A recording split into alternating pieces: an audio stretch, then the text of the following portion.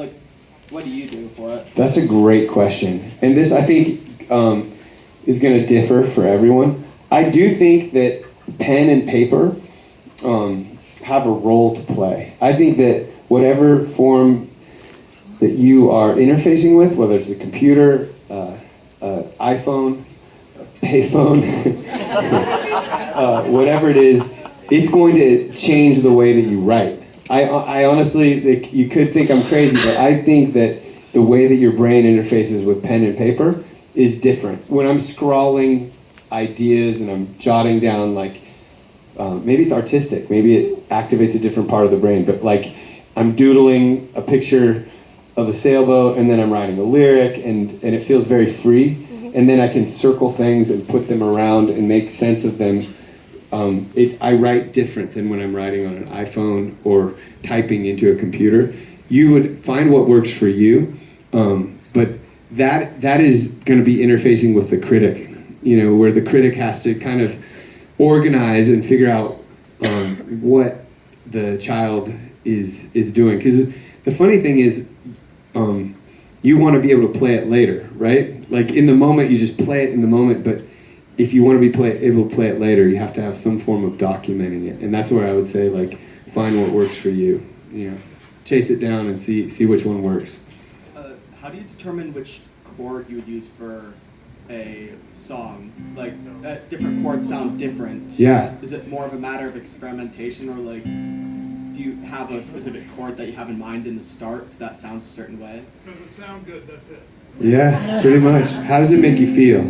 That's it. Like, that's a funny thing. There's no, like, better chord. They all just sound different. And you're like, oh. And then suddenly you're like, oh, that. And you're like, oh, wait, that. I don't know, maybe some people are like, no, I do like that. And you're like, let's go, where are we going? And then, so right? So I would say just like and it's almost like what is resonating with you today, right now. Don't think about like your friend, don't think about that girl that you think is cute in your class that you're trying to write the song for. Just think like, do I like this? Does this feel right? It does. And then just kind of, I honestly, the song will lead you and you just kind of follow it around. Yeah, it's just with the trumpet. Yes. You only can play one note. One note at a time. So I would say, I'm just like inclined to play in the key of B flat, which is my C for trumpet. I'm a trumpet player. I played for years in marching band, so I know B flat. Yeah, and it's a tough instrument to write on. Like some composers would write entire scores of music just in their head without having anything. That's incredible. Oh, that's what I kind of do. Okay, so you should. I would say the piano is an amazing way to interface with those notes in your head because it's a very visual way to do it. Guitar is fun, and it leads to certain intervals that I think are definitely geared towards rock and roll. I love the guitar, but I would say maybe try the piano. I like the, I guess, Nordic feel of music, the like halftime or the strong, fast music that feels slow. Okay. At some points. Yeah.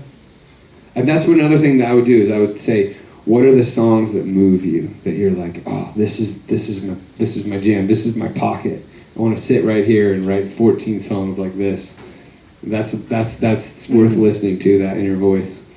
I guess my question was, I only know how to write I mainly play B flat. Yeah. So I would start there, but I don't know what other notes I would want to do, and that would, I guess, change the chord. But yeah, but I mean, B flat's a great key. Start there. Is it just experimentation? I guess you did say what sounds right. Yeah. Does it sound good? Use it. I met Les Paul this one time, and